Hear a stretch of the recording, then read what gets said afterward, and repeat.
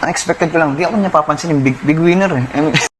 Clarification sa status ng JM Fiang ang naging episode ng Pinoy Big Brother Big Forever. Panoorin niyo ang video, guys. Ugali ho si Fiang na hindi nagugustuhan ng karamihan. Parang baliwala lang din ho sa akin, kuya, kasi kumbaga sanay din naman ho ako sa ganung pakikitungo ng kaibigan. Na siguro mas lamang ho yung pagpapahalaga ko kay Fiang kaysa silipin ko pa ho yung mga negatibong bagay o negatibong ugali. Ito yung isa sa mga sinabi ni JM na sobrang na-appreciate ng mga supporters ni Fiang. Dahil kahit alam ni JM na may ugali si Fiang, hindi niya ito pinansin. Nag-go with the flow lang siya dahil mas lamang yung pagpapahalaga niya kay Fiang. Kaya ito yung point of view. Sa loob pa lang ng bahay ni Kuya, nakapili na si JM. At yun nga ay si Fiang. Totoo, inadmit niya na may paghanga nga siya kay Jazz dahil maganda at matalino ito. Pero hanggang doon lang. Mas malalim ang naging connection nila ni Fiang. Kuya, ang katangian ni JM na wala sa iba. The way na talagang nagtsatsaga siya sa akin, kuya. At sa video na to, totoo naman na tanging si JM lang ang nakakaintindi sa ugali ni Fiang na walang halong panghuhusga. Pinagtyagaan ni JM si Fiang when no one does. Pinili niya itong baguhin sa maling pananaw sa buhay.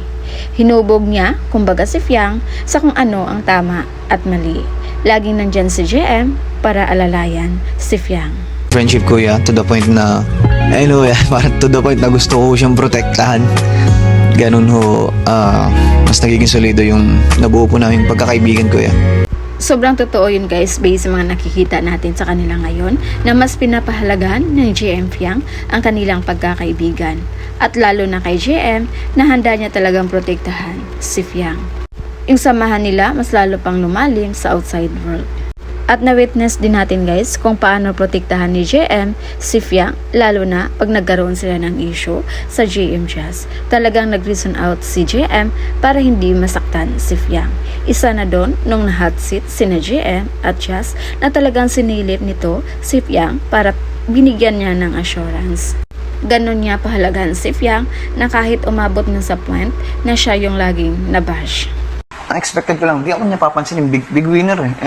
May ina-expect ko kasi normal na buhay, saka hindi ko rin naman ina-expect na ganito magiging takbo ng buhay ko. Kasi wala rin ako nakakausap sa ibang housemate that time. So ninisip ko lang baka ganun din kay Fiang. Oo. At ito pa yung nakakatuwa sa huling video na to, guys, dahil hindi pala in-expect ni JM na papansinin pa siya ni Fiang dahil big winner ito. Ang buong akala ni JM ay mawawala din yung bonding nila ni Fiang gaya ng nangyari sa ibang housemates nung nasa labas na sila ng bahay ni Kuya. Kaya ganun pala na may mga video na malungkot si JM nung nasa labas na siya dahil wala pala siyang kausap sa mga ex-housemate noon. At bumalik lang yung sigla ni JM during sa big night dahil isa siya sa pinasalamatan ni Fiang na kanyang support system. Dahil hindi pala nagbago ang kanilang pinagsamahan at mas lalo pang lumalim hanggang ngayon. So yun muna yung pa-update natin, guys. And again, this is Minods TV. Thank you for watching.